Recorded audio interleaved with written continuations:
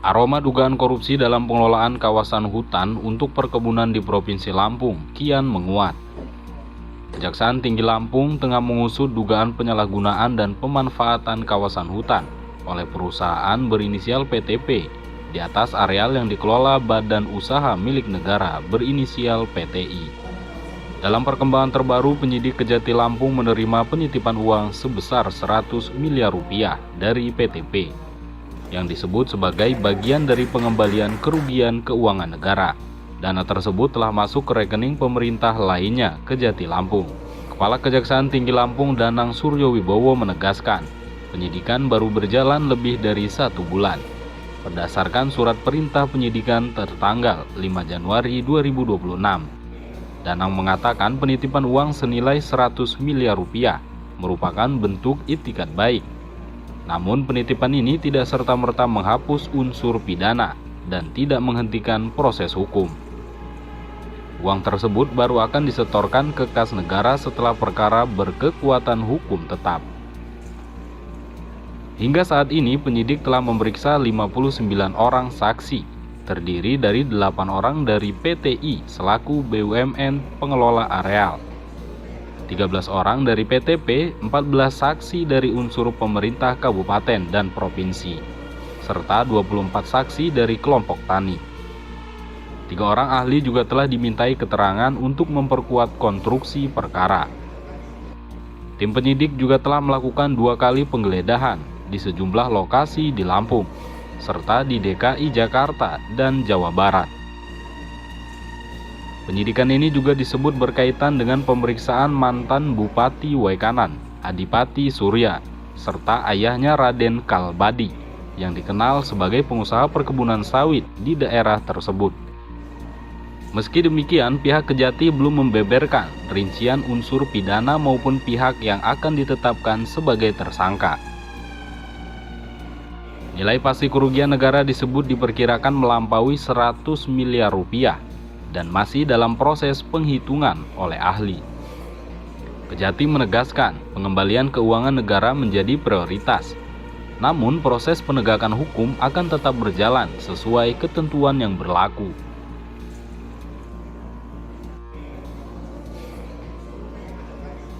Dugaan tindak pidana korupsi dalam penggunaan dan pemanfaatan kawasan hutan untuk perkebunan, serta penayangan sebagian uang titipan pengganti kerugian keuangan negara.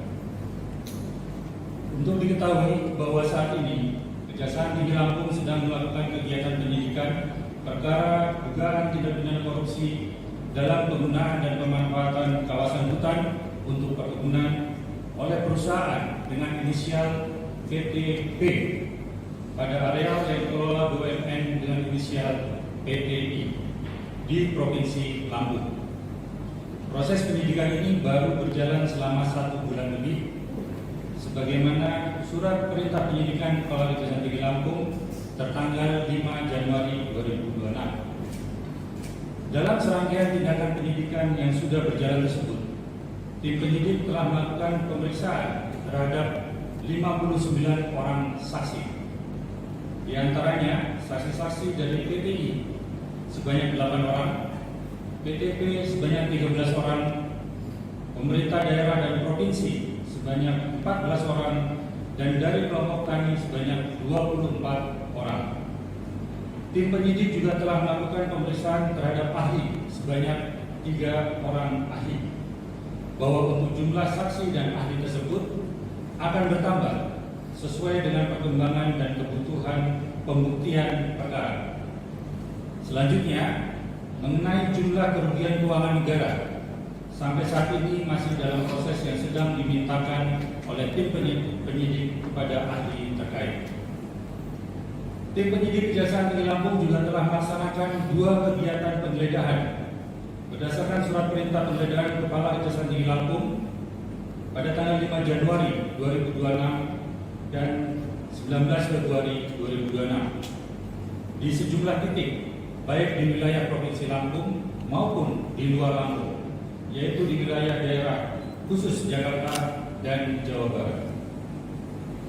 Dapat disampaikan pula bahwa pada tanggal 3 Februari 2026 PTP telah mengirimkan surat yang ditujukan kepada Kepala Kejaksaan Tinggi Lampung yang intinya terkait permohonan penyelesaian permasalahan hukum.